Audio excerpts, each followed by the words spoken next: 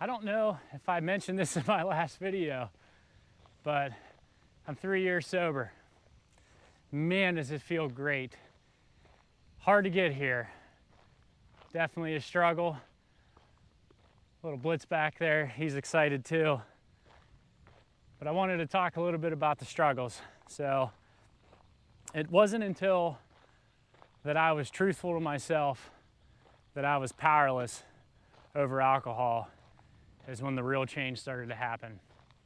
When I thought I could control it, it wasn't me.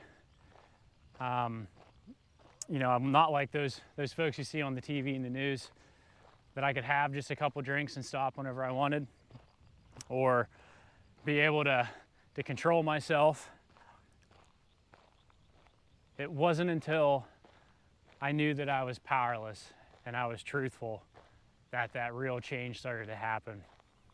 And man, was it tough. It was about a 10-year journey.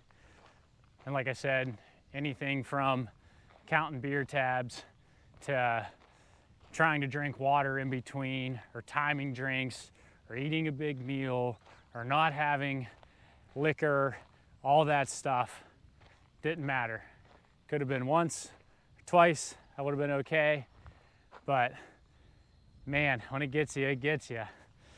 And a couple things. So a little bit is with genetics, runs in my family, both sides. I'm sure you have either known family members yourself or friends that have also struggled with addiction of some kind. It's a thing. And again, it's about awareness and truthfulness. The other thing we talked about in the last video was you're the sum of the 5 closest people around you. And so if you hang out with a bunch of healthy and fit people, chances are you're gonna make better eating choices and habits. Again, I love my family. I love all my friends. It's not a toxic environment. It wasn't like we were going out every single day or there was peer pressure or anything like that. So I just want to be completely clear that I don't think it was them. It was a combination of, genetics, how I grew up, my need for everybody to like me, to be the life of the party, the old me, quote unquote, where I was afraid to talk to people and I needed alcohol as that security blanket, like I thought. That all had a part to play with it. And then, college, you're supposed to have fun. For me, it lasted well longer than it should have into my mid-30s. And so a couple things that I want to be honest with. I probably should have went to AA. Again, like I said, I'm not mean or aggressive. I don't, get into fights or try to, be the toughest guy in the room. But drinking and driving, trying to become healthy, trying to go out on being the best person that I can be, both professionally at work, as well as, being there for Sarah, being there for my parents, my little sister and everything. And alcohol was a crutch. And every day that I continued to drink, I was one small step towards the person that I don't want to be. And on this channel, we talk a lot about James Clear and atomic habits and the aggregate of marginal gains and that 1% improvement. Well, there's an inverse to that too. And every day you become 1% the person that you don't want to become. It's going to have exponential effect on that. And before you know it, you blink and 5 and 10 years go by and you're either in the exact same place where you left off, or you might even be worse. And it took a hard pill to swallow to realize that that's the path that I was heading on. And like I said, I owe a lot of gratitude to Sarah, to my parents, to my friends. I couldn't have done it alone. And I needed that support system. And like I said, probably should have went to AA. I would have saved a lot of headaches and a lot of embarrassment and definitely a lot of money with that. But again, you know, I'm very fortunate that I was able to get out. And like we said in the last video with addiction, I think, and again, this is just personal opinion. I'm not a healthcare professional or anything. So by all means, if you need some serious help, please don't be afraid to go get it. Don't be embarrassed. Don't feel shameful or anything like that. You deserve to be the best version of yourself and that person that you want to be. You deserve it. And sometimes, well, not sometimes, but it takes a village. It's a heck of a lot easier when you have great support and help to do it. And so I encourage you to go out and get that help. But like I said, for me, it was a combination of that, the honesty and being able to get out of that environment. And, you know, I'm hoping that I can help others out too.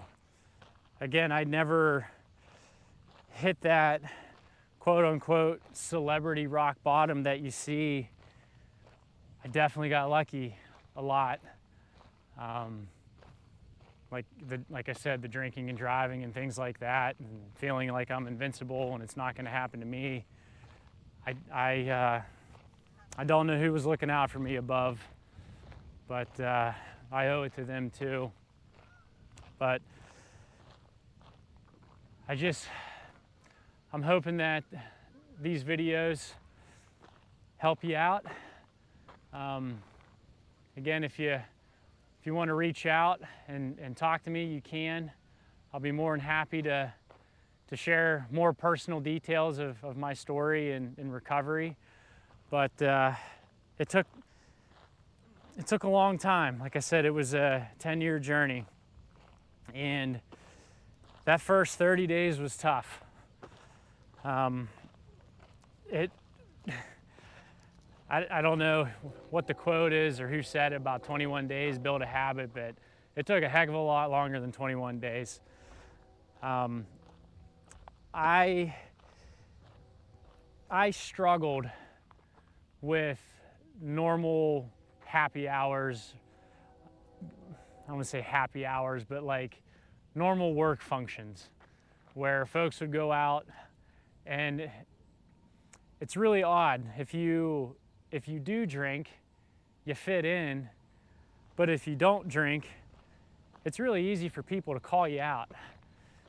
And being self-conscious and having that need for people to like me and be kind of like the life of the party, that was tough. And I literally had to write down, literally on Post-it notes and pieces of paper, little tools in my toolkit that, what am I gonna do if someone does say, hey Jake, why don't you just have one? You're not an alcoholic. Why can't you just be normal? Why can't you just have one beer with me? I haven't seen you in so long, and we're out, we're having a great time. Why can't you just have one with me? Come on. We used to do this all the time. Do you remember how much fun we had? Or going to weddings, getting out on that dance floor, and being around everybody that's letting loose, having a great time, celebrating celebrating everybody, and it's just like, it was terrifying. And I had to have little Post-it notes and pieces of paper and little reminders that you can do this. You're stronger than you think you are, and you've come this far. And you had, and I'm talking about me, I had Sarah that was in my corner when we would go to these things, and be that support and ask, hey, you okay? Do you need to leave early? You know, are you okay? And over time, I got more confident. And again, you're stronger than you think you are, but I can never go back. There's no way that I'm ever going to be able to go back to be quote unquote normal and just have 1 or 2 drinks at a wedding. I can't do that. I have to be truthful to myself. I have to surrender myself to that higher power, knowing that faith is going to guide me. And again, it took a long time to get there. I still struggle with it. I'm 3 years into the sobriety journey, and going to weddings or going to big parties and receptions, and it's still there. I still have to have a mental prep talk. I still have to listen to Jordan Peterson.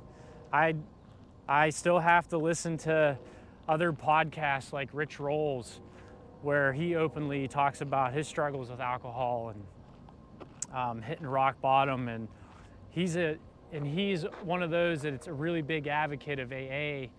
And again, I wish I would have known him 10 years sooner. It definitely would have helped out a lot. And reading books, and I have to continuously do that and remind myself. And that's okay, because every day I'm waking up, I'm feeling great. You have so much time on your hands. There's no more sluggish and hungover feeling on the weekends, and just not being the best version of yourself. And it was just so funny, one of the last weddings I went to, I got up at 6 in the morning and went for a 6.5 mile run, and seeing the wedding party, and it was it was funny. And it's just, I'm just not that person anymore. I can't be. I owe it to Sarah, I owe it to my parents and my family, and more importantly, I owe it to myself, because I deserve it. I deserve to be happy, and so do you. And so again, if you're struggling, there's hope. You can always reach out to a healthcare professional, reach out to family, friends. You're not in this alone. You don't have to do this alone.